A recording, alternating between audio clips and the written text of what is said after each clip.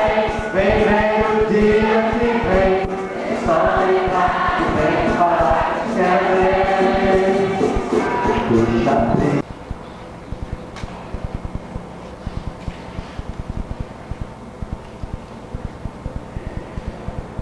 Minha amada, como você é bela! Você roubou meu coração, minha irmã, noiva minha. Você roubou meu coração com um só de seus olhares. Como seus amores são belos, minha irmã, noiva minha. Seu selo em seu coração, como selo em seu braço, pois o amor é forte, é como a morte. Cruel como o abismo é a paixão. Suas chamas são chamas de fogo, uma faísca de Javé.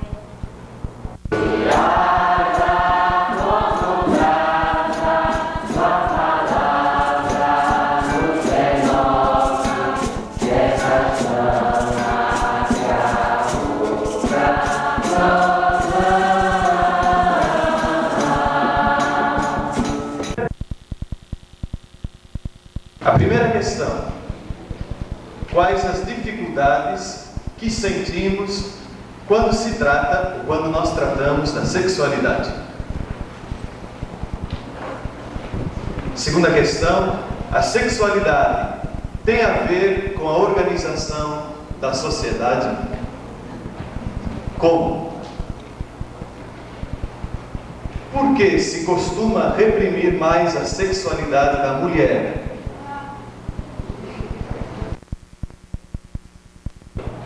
Que muitas vezes a mulher ainda se deixa levar pelo ser fiel, de querer fidelidade do homem, de querer receber dele aquilo que ela deseja para ele quando ela assume um casamento. E muitas vezes o homem deixa transparecer, buscando lá fora a sexualidade que ele gosta, não aceitando isso na família, na esposa, ele busca lá fora. E isso destrói a família. Não é apenas sexo, sexualidade envolve principalmente a questão da afetividade, quer dizer, é o grande tema que está aí dentro e que tem que ser trabalhado e desenvolvido. E achar que sexo é sexualidade, acho que o maior problema é essa questão, confundir o sexo com a sexualidade. A distorção da sexualidade pela família, pelos amigos e pelo meio de comunicação, que é o que mais faz, né?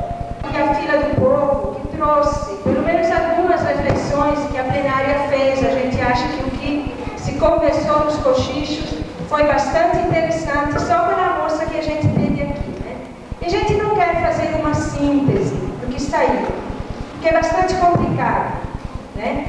O que saiu, assim, é muita coisa.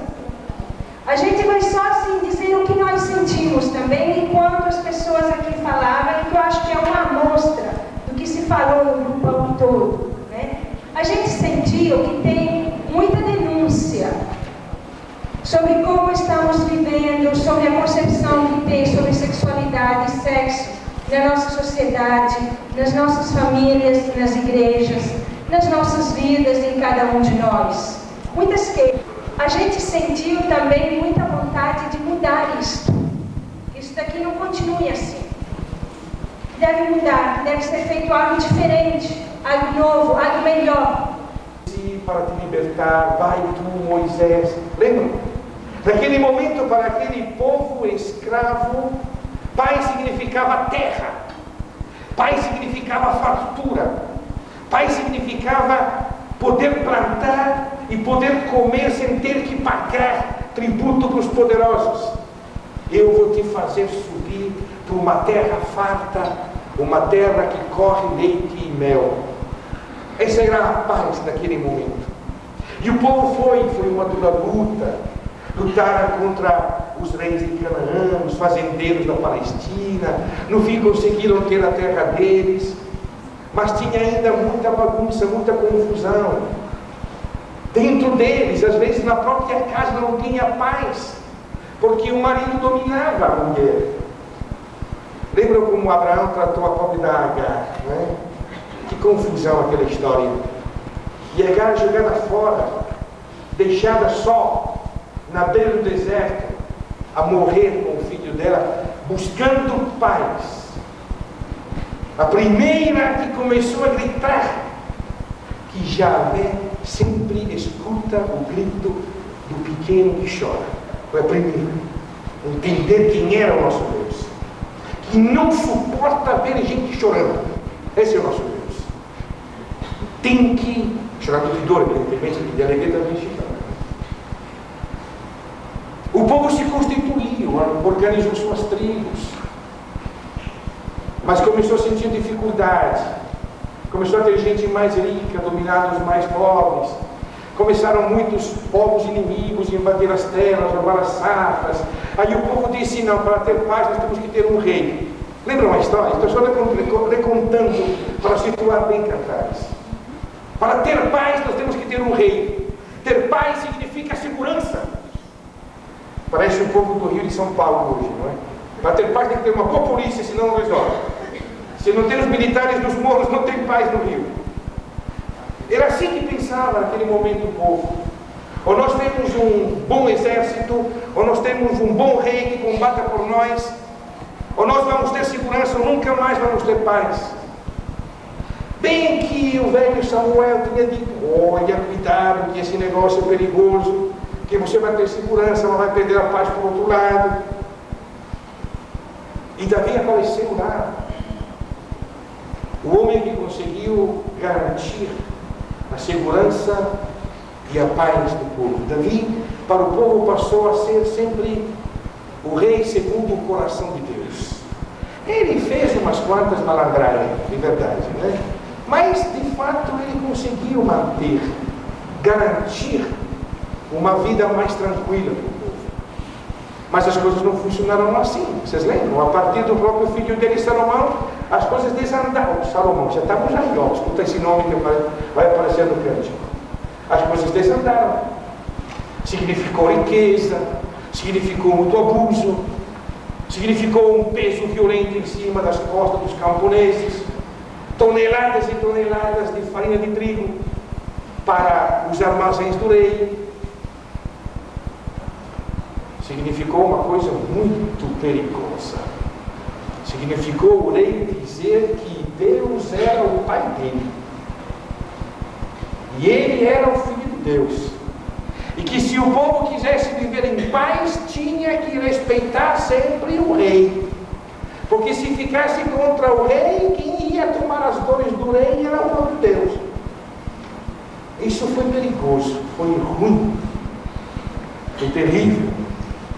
Deus ficou afastado, tentaram roubar o povo e colocar bem lá na ilharga do rei esse Deus.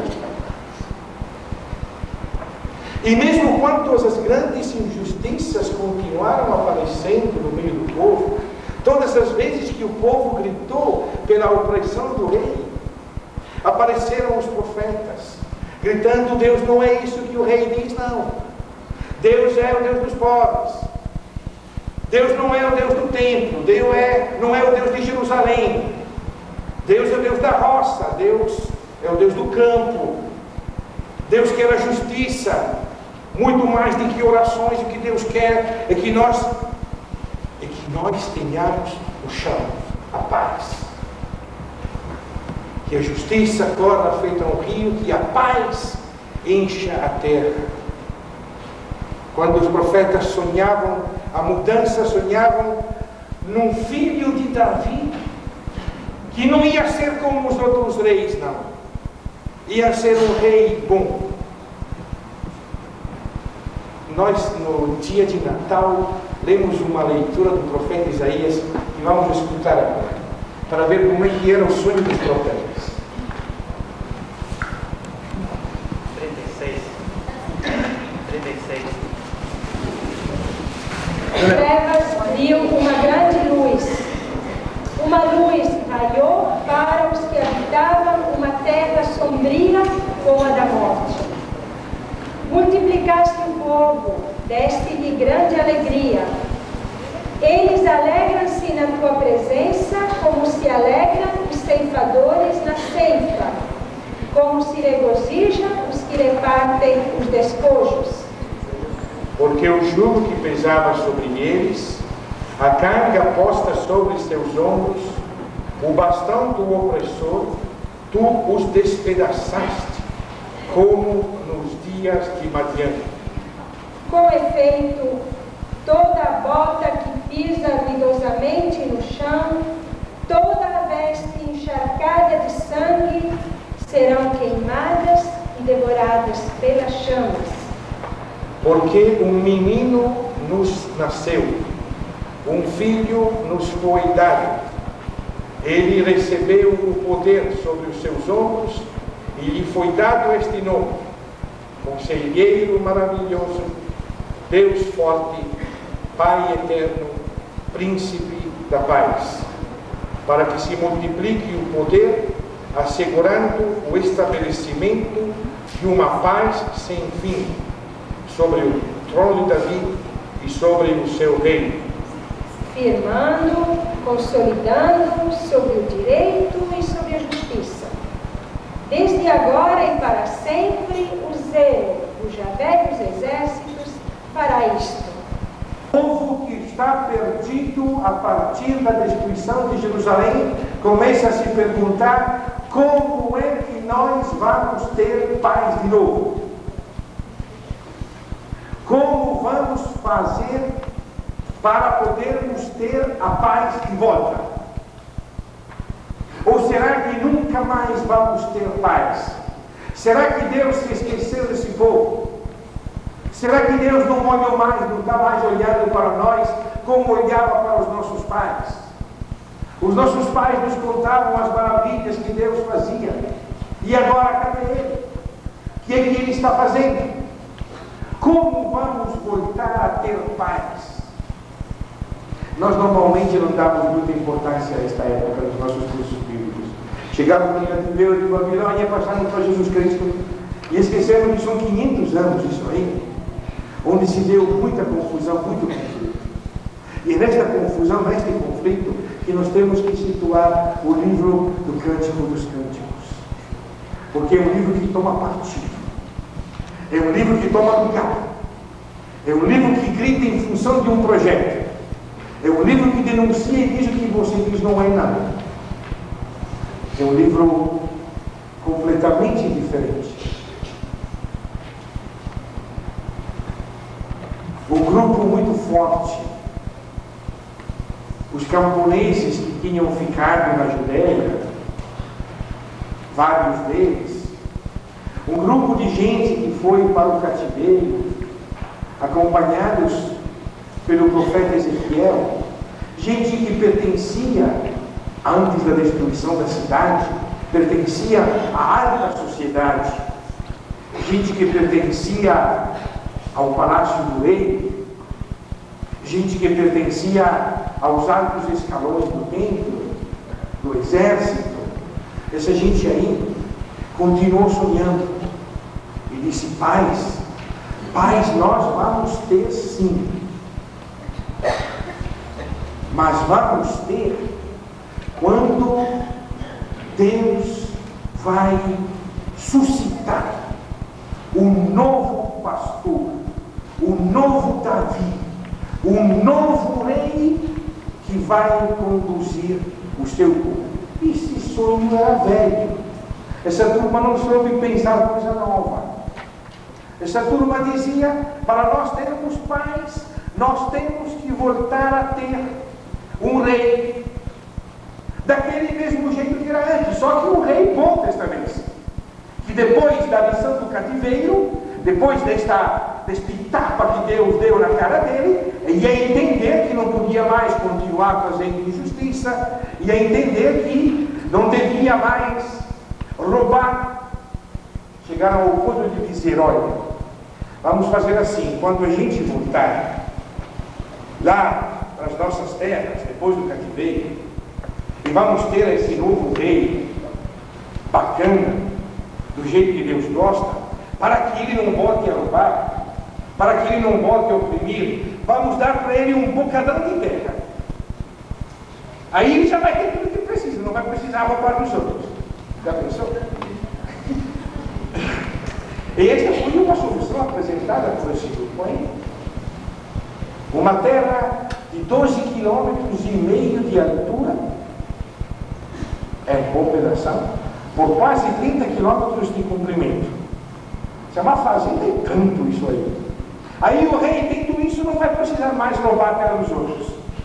E já tem terra que é dada para ele. Não era lá uma solução muito importante, mas era assim que um grupo pensava. E teve um outro grupo.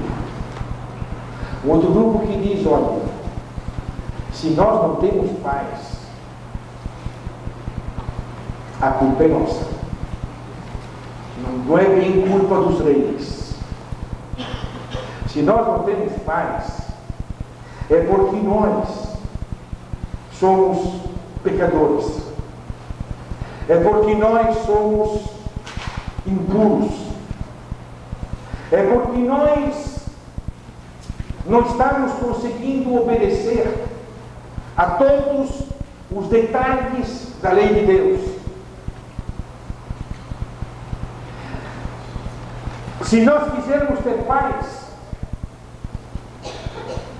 nós devemos ser justos. Nós devemos obedecer em tudo à lei de Deus. Nós devemos deixar nossas impurezas. E se começou a ensinar o que era puro, o que era impuro, o que era santo, o que não prestava, o que era bom, o que era mau. E no fim se fizeram tantas leis que o povo todo coitado estava mesmo na impureza sempre. Ou porque tinha um trabalho que não era puro, ou porque tinha uma mãe que não era bem de raça pura, ou porque assim, ou porque assado.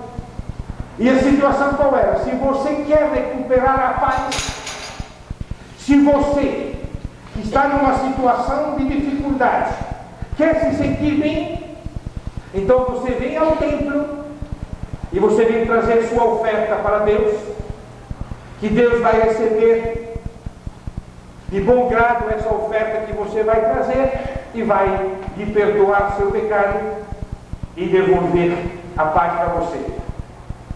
E quanto mais nós pecamos, tanto mais eles comem. Porque para apagar o pecado, tinha que levar as ofertas ao templo. Este grupo foi muito forte também, chegou no poder. Um grupo que dizia: cada um tem que resolver o seu problema. Se nós temos paz, ou se nós não temos paz, é problema de cada um de nós. E cada um vai ter que resolver. E Deus é justo, eles diziam. Se você não está em paz, é porque você fez algum pecado. Ou você acha que não? Ou você acha que Deus é tão ruim para deixar vocês numa situação de fadiga, de sofrimento, sem ser culpa sua? Deus é justo, eles diziam. E Deus retribui a cada um de nós conforme o seu proceder. Então, se você for justo, se você obedecer a todas as normas da lei, então Deus vai retribuir o bem que tu faz com o bem. Então tu vai ter fartura, vai ter uma terra boa, vai ter uma mulher fecunda, vai ter muitos filhos, vai ter muitos braços para trabalhar na tua terra, tua riqueza vai crescer cada vez mais. Agora, se você não cumprir todas as leis de Deus, se você for injusto, o que você espera que Deus faça para você? Ele vai pagar o teu mal com outro mal. Então você vai ser pobre, você vai ser lascado, você vai sofrer, você vai gritar, você vai ter uma mulher estéril. E lá vinha todas essas pragas em cima dos injustos. E a conclusão era trágica. Quando a gente via um rico, a gente dizia: esse cara deve ser abençoado por Deus.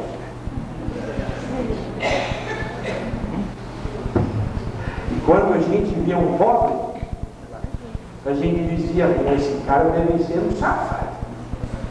Porque Deus não ia deixar nessa situação se esse fosse justo. Vocês estão entendendo como mudam as coisas? Pela primeira vez se começa a dizer que Deus é o Deus dos ricos. Antes se dizia, não, Deus é o Deus dos pobres. Mas agora, como é que pode ser Deus dos pobres? Se você é pobre, é porque você não presta. Porque se você prestasse, Deus não ia deixar você nessa situação. Então, todos nós que estamos aqui brigando com o real, é porque nós somos um bando de pecadores. E quem ganha 134 mil reais por ano, como o senhor Fernando Henrique vai ganhar, ele é justo e santo, é amigo de Deus, certo? Fazer o quê?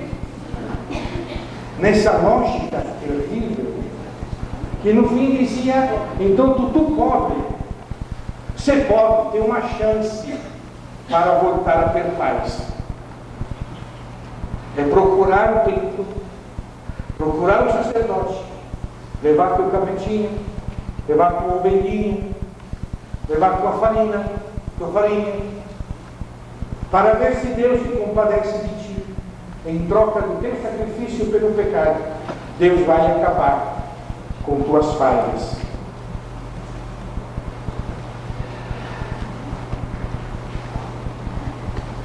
Porque é preguiçoso, porque é vagabundo, porque não quer nada, porque é ignorante. Porque não posso aguentar ver uma situação com tanta gente pobre. E foi assim que começou. Tanta gente pobre, tanta gente oprimida, tanta gente dominada, porque é assim que Deus quer. Porque é assim que Deus quer. Porque você não é gente, porque você é pecador, porque você é impuro. E para você ter claro que você é impuro, para não ter revoltas, para você se acostumar a viver como dominado, você vai ter que botar dentro da sua cabeça e do seu coração que você não presta mesmo. E o grande trabalho foi fazer com que os pobres se convencessem que não prestavam mesmo. Porque assim sim, se eu estou convencido que eu não presto, fazer o quê? Filho de peixe, peixinho é, né? Fazer o quê? Nascemos pobres. É o destino. É o pecado. É culpa nossa. E com isso se evitavam as revoltas e se carregavam os sacrifícios para enriquecer os armazéns do templo.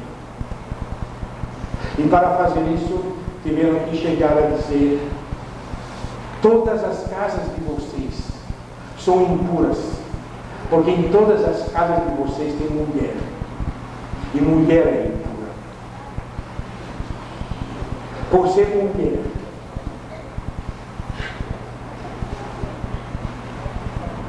por causa do sangue, que para os hebreus era uma coisa assim meio misteriosa. Nessa confusão que se instala nesses diferentes projetos que estão sendo montados, que estão sendo implantados, e é interessante lembrar que todos são chamados projetos de Deus, viu? Cada grupo vende, impõe, estrutura seu projeto como sendo um projeto de Deus. E o grupo que organiza toda a questão da lei é um grupo forte e que faz um trabalho muito bem feito. Vocês sabem que lá no deserto Deus tinha dado a lei ao povo, né? Quantas as palavras de Deus ao povo? Hein? Quantos os mandamentos de Deus?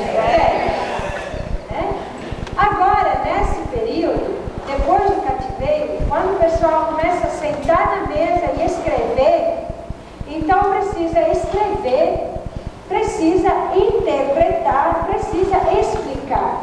E eles começam, dessas 10 palavras, a detalhar cada coisa. E sabe quantas viraram? Viraram 613 preceitos. nem 1, nem 10, nem 50, 613. Né? Os preceitos, assim, os detalhezinhos da lei a serem cumpridos. Eu acho que não tem condições nem de conhecer. Né? Quem tem que trabalhar, quem tem que cumprir horário, quem tem que ter a conta de casa, não tem tempo nem para tomar conhecimento de tanto catecismo, de tanta lei que tinha. E esse é um momento importante, é uma coisa séria que se dá. Porque se até aqui se falava em profecia, e nós temos os livros dos profetas, todos os escritos bonitos que a gente gosta dos profetas, agora, depois do exílio, você não tem mais livros de profetas. No momento em que você começa a escrever, começa a codificar, começa a legislar, e aí temos as categorias dos escribas, dos que têm tempo de estudar, de sentar, de codificar, de legislar em cima dos outros, de traduzir, interpretar e explicar a lei ao povo. E aí com isso a profecia não tem mais vez, que agora é a vez dos escribas, é a vez dos entendidos, é a vez de quem senta na mesa e monta seu projeto baseado na lei. É um momento complicado, é um momento duro, porque o projeto que se instala, o projeto que vai vencer, é um projeto de novo de opressão, de novo de morte. É um projeto que a nível econômico se sustenta agora no mercado. Os grandes impérios agora estão colocados a serviço do mercado, do comércio, do comprar e do vender. As coisas, a mercadoria tem que circular, porque é isto que dá riqueza. Então é necessário ter paz nas cidades, ter paz nas casas, porque o mercado circule, porque cresça, porque se vende e se compre cada vez mais, porque é isto que dá a riqueza. Então, a nível econômico, o que se implanta é o mercado, como aquilo que vai um gerador de riqueza. Então, colocar as pessoas, os grupos sociais, a serviço de uma economia de mercado. A nível político, então, se constituem elites. Elites a serviço desse projeto econômico do mercado. Então, que faça os interesses do mercado, que faça o mercado circular e crescer. E o povo trabalhar para abastecer o mercado e para consumir. O mercado cresce e se engrandece cada vez mais. A nível político, então, grupos de elite a serviço da economia de mercado. A nível social, o que nós temos? A nível social, precisa organizar a casa como grupo social que também esteja a serviço do mercado. E a casa vai ser um elemento importante para nós, e vocês irão ver isso nos seus grupos hoje. Isto é só para introduzir o trabalho que vocês vão fazer hoje, né? Para poder entrar nos textos, verificar o que a gente está colocando aqui em grandes pinceladas. Né? Cada uma dessas coisas mereceria dias de trabalho em cima. A gente dá umas pinceladas e depois os grupos vão ter a chance de trabalhar isso, de aprofundar.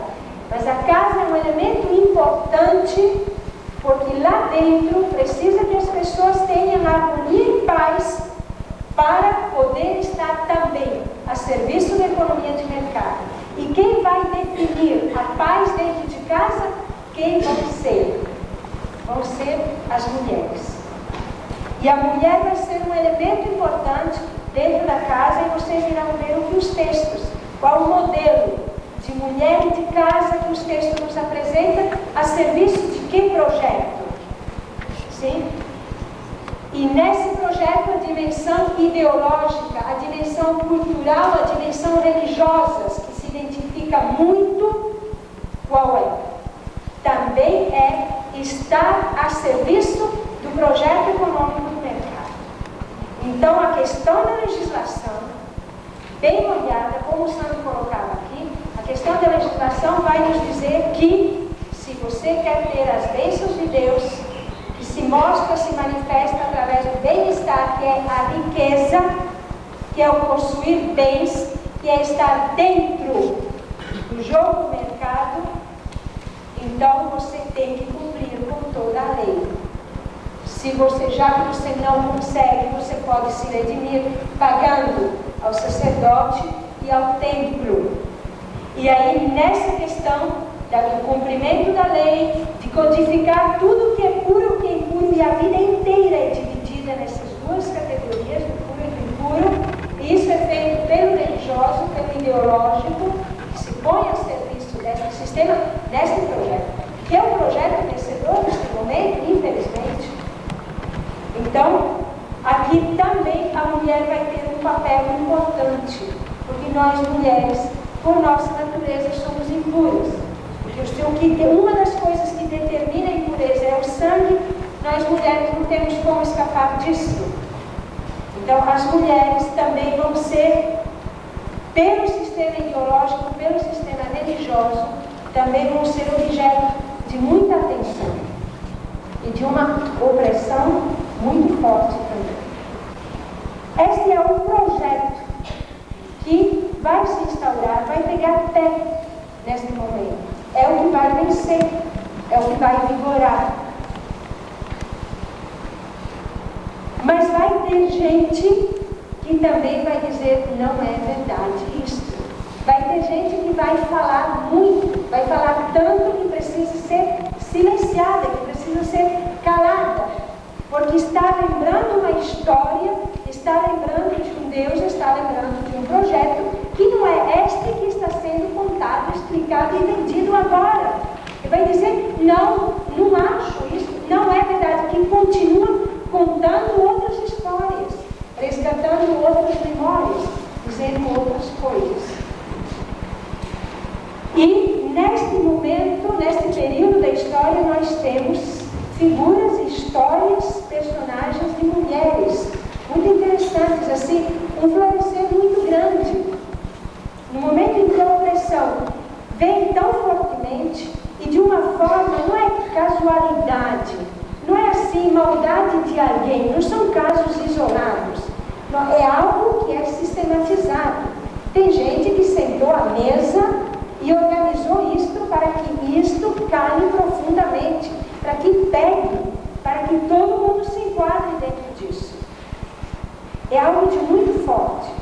E no momento em que isto vem com tanta força, com tanto peso, com tanto sofrimento, com tanta morte, a gente vê pelo outro lado um florescer muito grande de resistência, representado sobretudo por figuras e por histórias de mulheres, explícitas ou implícitas, porque a gente costuma olhar mais o que está assim, claramente contado como história de mulher, mas tem presença feminina muito forte que resiste e diz, não, eu sei outra história, eu conheço as coisas de outro jeito, eu não sou assim não.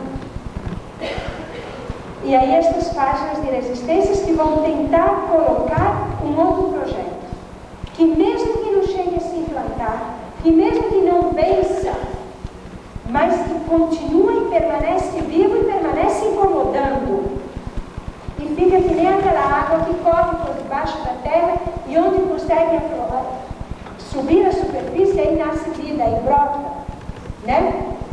Não é isso que tem esses riachos e quando vem, mas tem água por baixo que corre.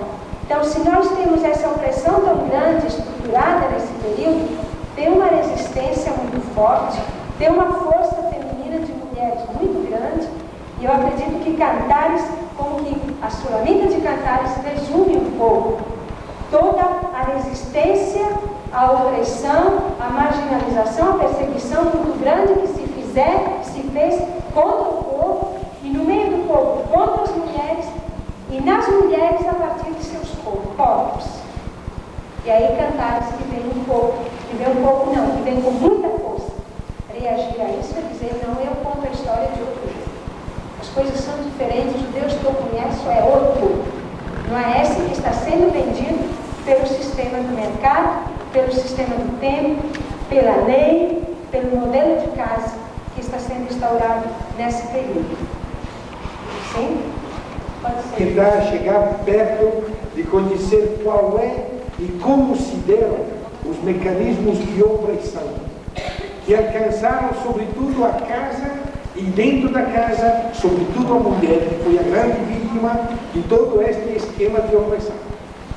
E uma vez que nós seremos mais conhecidos e compararemos com os nossos dias de hoje, porque muita coisa de então continua hoje. Eu lembro quem falou aqui na fila dizendo essas questões de mulher ser mais deprimida vem de longe, é coisa antiga, é muito antiga. É muito. 42.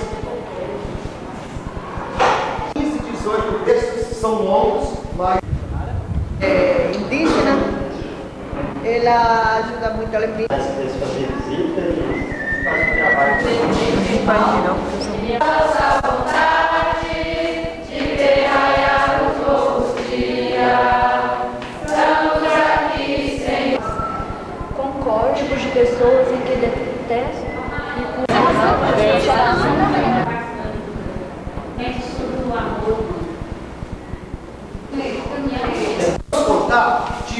Olha aqui, tem um dia mulher também. Não tem, só tem. Pois é. Questão da beleza. Então, até beleza. A mulher boa de coração. Né? O homem se faz que a mulher é um. Então você foi lá e passou a mão.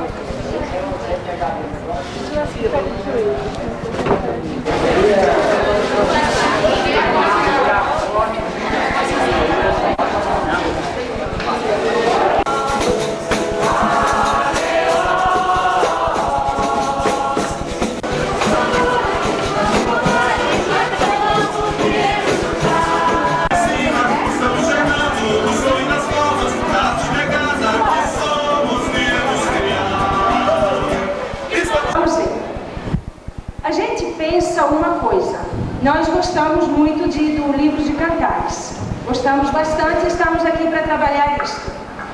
Só que a gente não acha certo a gente vir aqui e explicar cantares para vocês, né? A gente acha mais correto e a gente pensa que para a gente poder entender toda a beleza e a riqueza que é esse cântico, para que ele possa cantar bem forte para nós, a gente precisava descer no chão da opressão do período em que Cantares foi produzido. Quem escreveu Cantares não escreveu porque um dia acordou animado ou animada pelo sol, pelo canto dos passarinhos, muito apaixonada, e aí resolveu escrever Cantares. Não, Cantares foi escrito por alguém que queria dizer algumas coisas com força, enquanto outros grupos estavam propondo outras coisas diferentes, muito duras, muito opressivas. E se a gente quer entender a beleza de alguma coisa, tem que entender por que foi feito isto. Outra coisa que eu gostaria de dizer para vocês enquanto mulher. Eu sei que tem páginas na Bíblia que incomodam demais a nós mulheres, né? São muito pesadas para nós. Assim como tem páginas muito pesadas para os pobres, para os escravos. Agora, para as mulheres eu acho que são bastante fortes. E incomoda a gente porque até hoje a gente está carregando esse peso nos ombros, né? E aí a primeira reação, também para mim, quando eu comecei a estudar a Bíblia enquanto mulher, era esta.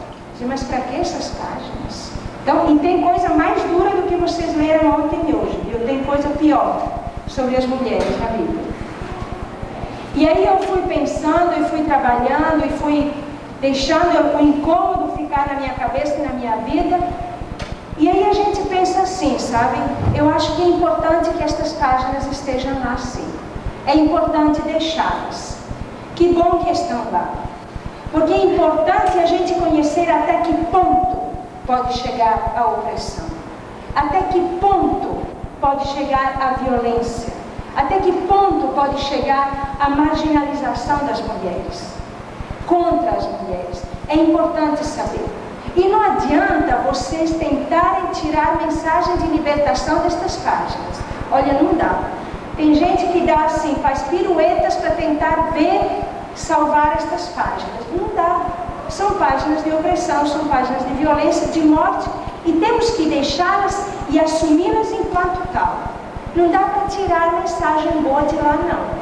Dá para dizer, olha até que ponto E aí dizer, bora ver se nós saímos dessa, ou se graças a Deus não estamos nessa, se a gente não entra. Que pelo menos sirva como alerta para a gente. Mas é importante para a gente conhecer.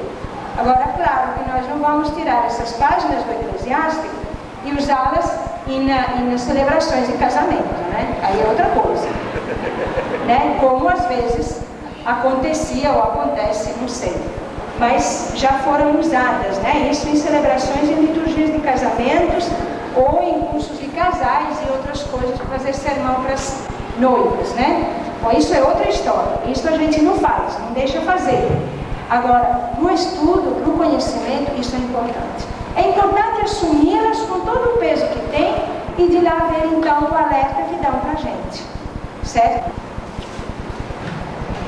Muito bem. Então, cabe a mim fazer um pouco, botar em ordem todas as informações que vocês foram vasculhando hoje sobre o projeto do mercado, o projeto do tempo. Já saiu muita coisa, só vamos colocar em ordem essas informações.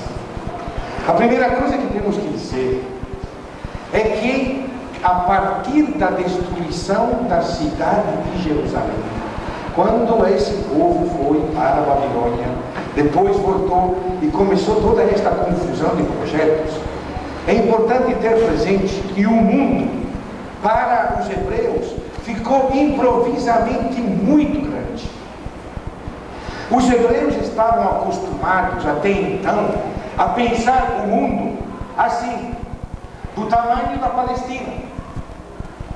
Era a terra de Israel, algo como 50 quilômetros por 200 mais ou menos, coisa muito gita. Improvisamente para eles ficou claro que o mundo era muito maior. Eu estou pegando emprestado um mapa que foi desenhado para o curso do ano passado, porque neste momento que o hebreu começa a sentir que o mundo é grande e começa a aparecer uma nova realidade muito forte que nós chamamos com a palavra mercado. O mercado mudou. Não é mais algo dentro somente da Judéia, aonde o camponês trabalha a sua terra e paga tributo para o rei. O mercado passa do tributo estatal ao comércio internacional. A Palestina ficou colocada dentro de um mundo muito grande. O comércio ficou muito grande, a riqueza começou a mudar. Não veio somente da produção da terra, mas veio do comércio. Começou a aparecer gente muito rica que não tinha terra, que nunca teve nem quis ter, porque sua riqueza vinha de outras maneiras. O comércio se tornou improvisamente muito grande.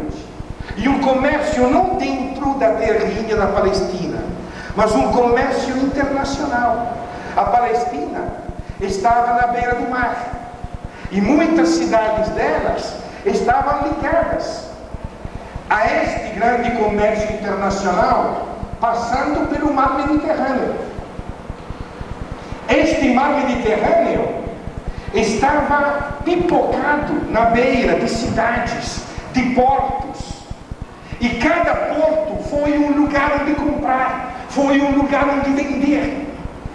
Começaram a ter uma necessidade incrível de aumentar a mercadoria, porque não era mais somente o rei que cobrava tributo, mas era cada porto um mercado livre. Cada porto uma cidade onde se podia comprar e vender livremente tudo.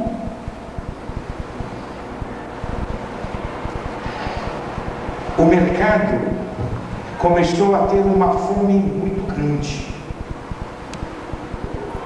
Precisou aumentar a produção. O camponês, na sua terrinha, trabalhando sua terra, dava conta de pagar o dízimo para o sacerdote, mas não dava conta de satisfazer a fome desse mercado internacional muito grande.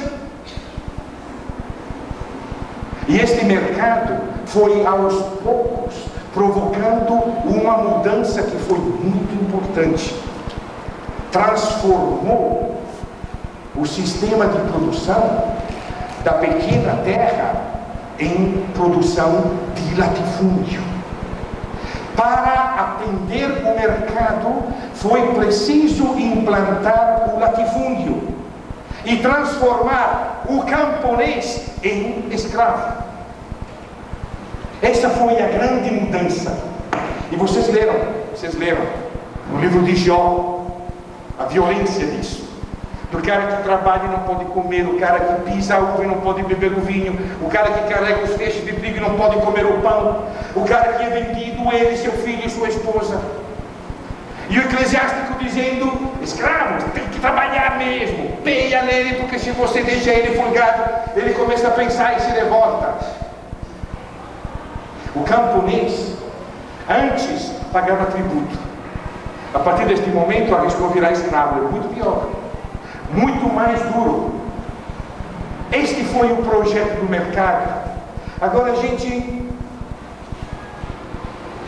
o mercado começou a ter uma necessidade incrível de mão de obra, porque os latifúndios estavam lá para serem trabalhados, e naquele tempo não vinha o patrão como aparecia aqui na cena: eu vou botar uma máquina grande. Não tinha máquina grande naquele tempo. Máquina para trabalhar a terra era braço de gente. E o latifúndio estava lá, precisando de uma enorme quantidade de escravos para trabalhar. E quem é que produz a mão de obra? Quem é? Quem é que faz a gente? É a mulher. É a mulher. Improvisamente a mulher começou a ser considerada somente a partir de quantos filhos tinha. Uma mulher que tivesse muito filho era uma mulher muito boa. Podia ser filho de mulher que não presta. O mercado quis controlar a produção do campo e a reprodução. Isso é muito importante para entender por que da opressão em cima da mulher. Porque eles precisavam de escravos para trabalhar nos latifúndios. E o corpo da mulher, que antes servia para gerar os filhos no tamanho da roça do camponês, improvisamente teve que gerar filho com o tamanho do mercado internacional. Hoje é o contrário. Hoje o mercado tem máquina, não quer mais filho. Hoje sim castra a mulher para não ter filho, porque já tem muita máquina. Mas antigamente não. Quem decidiu isso era o mercado, isso pesou sobre a maneira.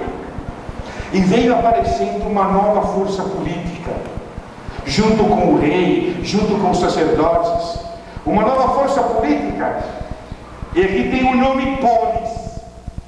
É uma palavra grega, não é para vocês aprenderem o grego não.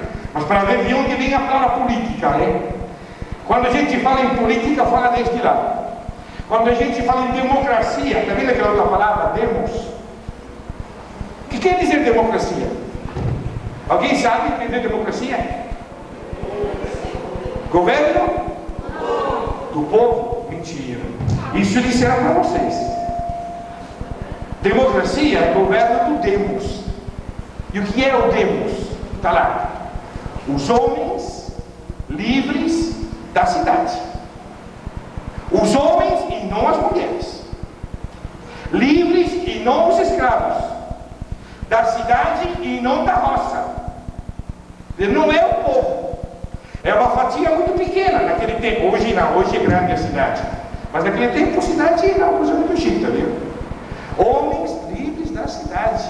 É a democracia, é o governo deste grupo aí. É o grupo da cidade que quer impor, o grupo do mercado que quer impor em cima da roça todo o seu interesse.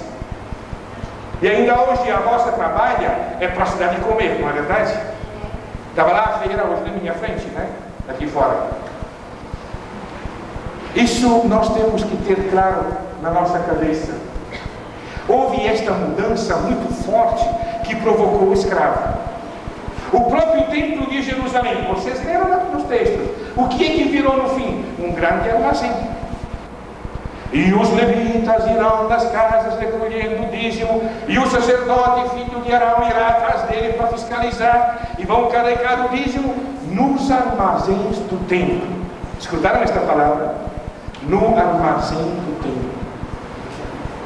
Templo não é a igreja onde a gente se reúne para cantar e louvar a Deus. Naquele tempo, o templo era armazém, templo era mercado. É a Palestina.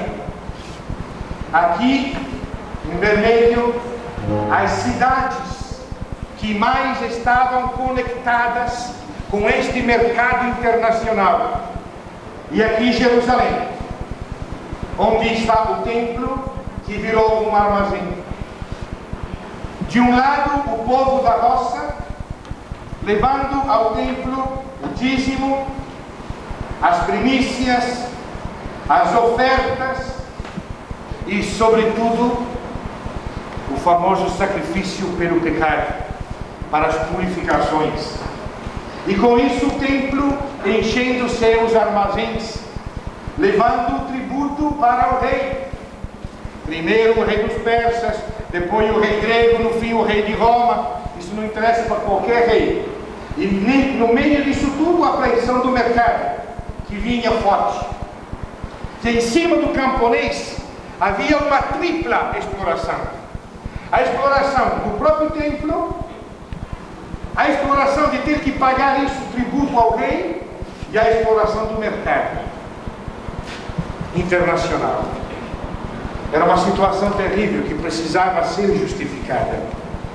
E essa turma inventou uma grande justificativa, uma ideologia que permitisse entender que era justo as coisas funcionar assim, que ajudasse, que impusesse ao camponês esta situação como algo normal. É assim mesmo que tem que ser. Fazer o quê?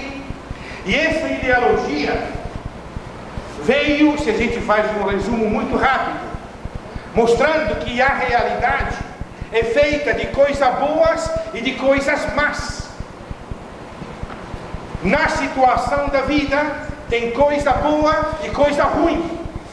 Por exemplo, eles diziam: a alma é uma coisa boa, o corpo é coisa ruim. A alma é boa, a alma é espiritual, o corpo é carnal, o corpo é material.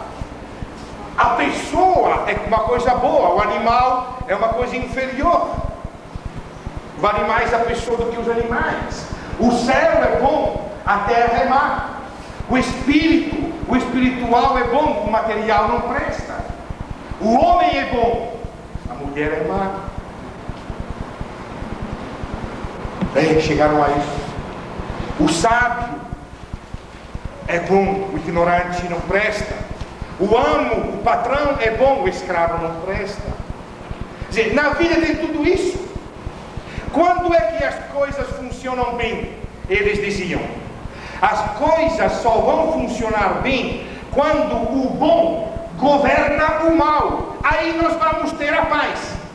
Quando a alma governa o corpo, aí vai ter uma pessoa correta, uma pessoa inteligente, uma pessoa moderada, uma pessoa educada. Mas se for o corpo governar a alma, aí vai ter o beberrão, vai ter o assassino, vai ter... Olha que ainda hoje se diz muita coisa disso parecida, viu? É nossa catequese.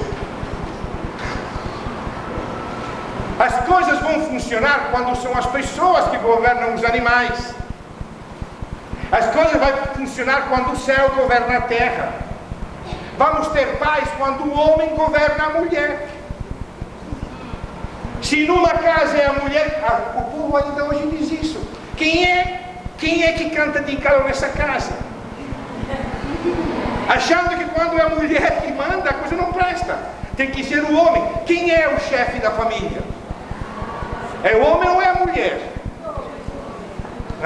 Não digo o que nós pensamos, o que se diz por aí. mundo vai funcionar quando o sábio governa o ignorante. O mundo vai funcionar quando o patrão governa o escravo. Como é que nós vamos poder pensar num Brasil que funciona colocando um operário na presidência? Vocês são loucos! Quando é que um ignorante, um trabalhador pode saber das coisas? Vocês não leram Eclesiástico? Quem é que adquire sabedoria? É aquele que tem lazer. Quem trabalha é muito importante, mas não senta na assembleia para decidir. Entrou esta mentalidade muito dura, muito terrível, e disseram: olha gente, isso é lei da natureza, não dá para mudar, a natureza é feita assim. Não dá para pensar nas mulheres mandando em casa, como não dá para pensar nos escravos mandando nos patrões, como não dá para pensar num ignorante querendo governar, no povo no governo, não pode. Essa ideologia ficou pesada no mundo todo e também dentro da Palestina. Aí você entende por que se começa a dizer que mulher boa é só quando faz um bom serviço para o marido. Mulher que trabalha, mulher que prepara a casa, mulher que arruma direitinho, isso é joia. Agora, mulher que vai fazer curso de verão, isso já é demais. Está querendo o quê? Está querendo subverter a lei da natureza? Nessa jogada toda, gente, nós estamos ainda hoje. Eu estou falando de uma mentalidade que começou séculos atrás, mas que ainda hoje continua sendo a mesma, e muitas vezes nós mesmos, em nossas catequeses, continuamos dizendo isso. Mau corpo, essas coisas. Toda essa baboseira que foi inventada para dizer aos escravos: vocês têm que trabalhar, ficar sujeitos e ficar quietos, porque a natureza foi feita assim e a natureza não muda. Querer mudar contra a natureza, ir contra a natureza é uma loucura. Se você quer a paz, você tem que deixar que as coisas funcionem como a natureza disse. Então sujeitem-se, então trabalhem. Vejamos o templo como entra nisso aí. Uma coisa importante que temos que ter claro: do ponto de vista político, os homens do templo sempre foram amigos dos imperadores. Sempre. Foram os imperadores dos persas, depois vieram os imperadores dos gregos, no fim vieram os imperadores romanos. O sumo sacerdote sempre esteve lá, sentado junto, beijando a mão do imperador. O templo de Jerusalém nunca teve uma posição de reação contra isso, contra esta exploração. Pelo contrário, ele sempre rezava assim: graças a Deus que nós encontramos o favor do imperador, que nos ajudou naquele tempo feliz. Diz o livro dos Macabeus, segundo Macabeus, capítulo 3, naquele tempo feliz em que os reis davam suas ofertas ao templo e nós vivíamos em paz com todos os imperadores. Os reis não somente eram amigos, financiavam também, porque precisavam desse templo para manter seu poder dominador sobre o povo de Judá. É ruim dizer isso, mas é importante entender, porque vocês vão descobrir no fundo que não foi possível o templo viver junto com Jesus Cristo. Por que condenaram Jesus à morte? Os dois projetos não combinavam. O de Jesus e o do templo não vão juntos nunca. Do ponto de vista econômico, o templo era muito rico. Por que muito rico? Porque era um verdadeiro armazém, como já dissemos, repetimos, concentrando dízimo, ofertas, primícias. E quando o povo não quis mais pagar o dízimo, inventaram um sacrifício pelo pecado. Quando o sacerdote vier contigo e disser: Tu pecaste, tu vai ter que levar teu cabrito, tua ovelha, tua farinha ao templo para ser perdoado. O perdão em troca do sacrifício pelo pecado. Nós iremos ver Jesus Cristo. Vocês lembram aquela história de Jesus Cristo com a adúltera? Lembram? Lembram aonde aconteceu aquele fato aí? No templo de Jerusalém. Em que época aconteceu aquele fato aí? Na festa das tendas, que era a festa onde se celebrava o dia do perdão, onde se levavam dezenas e dezenas de touros, bezerros, carneiros, bodes, ovelhas, para Deus perdoar o povo. Naquela festa aí, onde o perdão era em troca de gado, em troca de farinha, para o armazém do sumo sacerdote, levam uma mulher e diz: nós flagramos esta mulher em adultério, a lei manda matar, o que é que tu diz? Tu que sabes tudo. Vocês lembram a história, né? Quem tiver sem pecado, comece a jogar pedra. Diz que todo mundo foi embora de lá. De lá de onde? Do templo. E no templo, sem precisar carneiros, bezerros ou farinha, Jesus diz para a mulher: ninguém te condenou, eu não te condeno. Vai em paz e não peques mais. Entende porque tem que matar este homem? Quando ele vê o paralítico e diz: os teus pecados são perdoados. Mas como tu perdoa os pecados? É só Deus que perdoa. E tem que levar a oferta.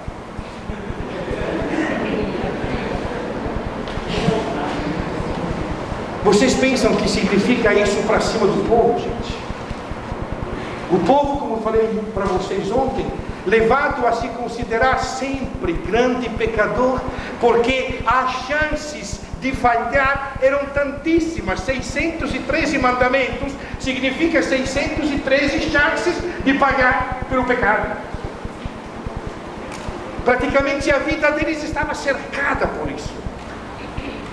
E tiveram a grande esperteza de dizer: isso aqui foi Deus que disse a Moisés, e botar lá no Sinai.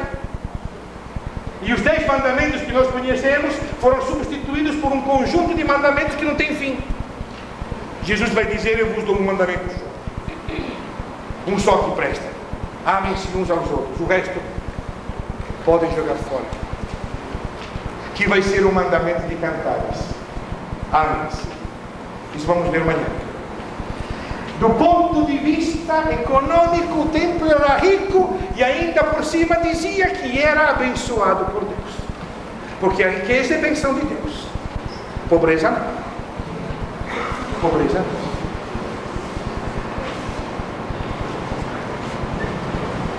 Do ponto de vista social, o templo organizou uma sociedade onde dividia o mundo em puro e impuro, justo, pecador, rico, pobre. E o pobre com certeza devia ser pecador e de alguma forma impuro.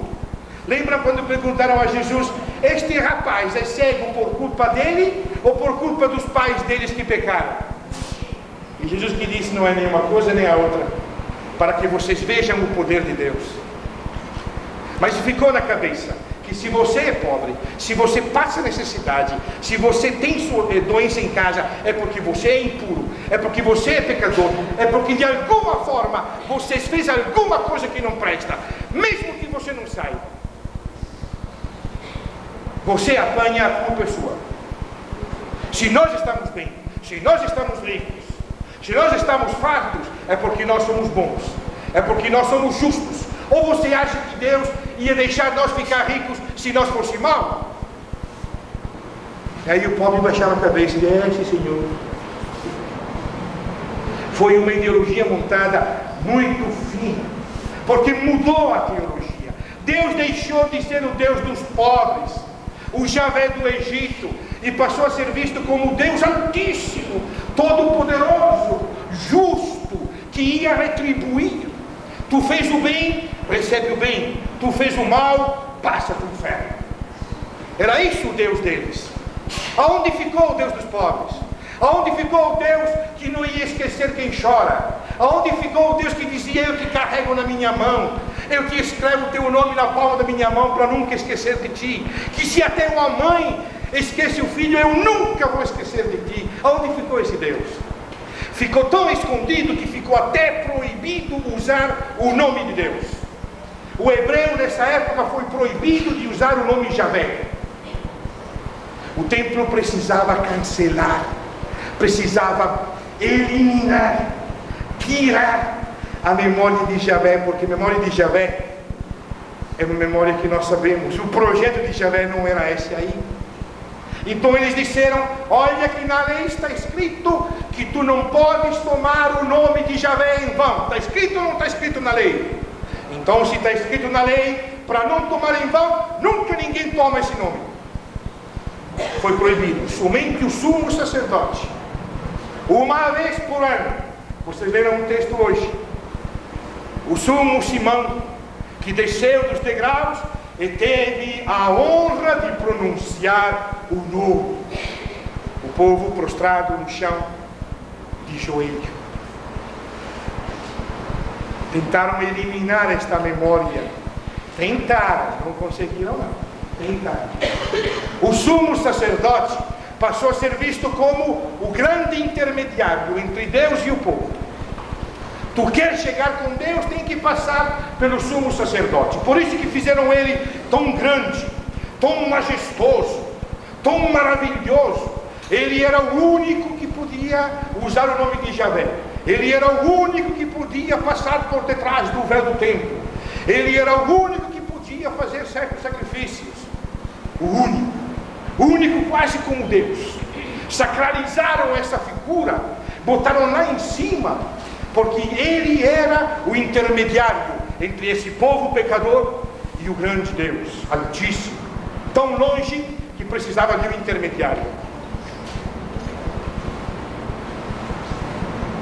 Deus do céu, né?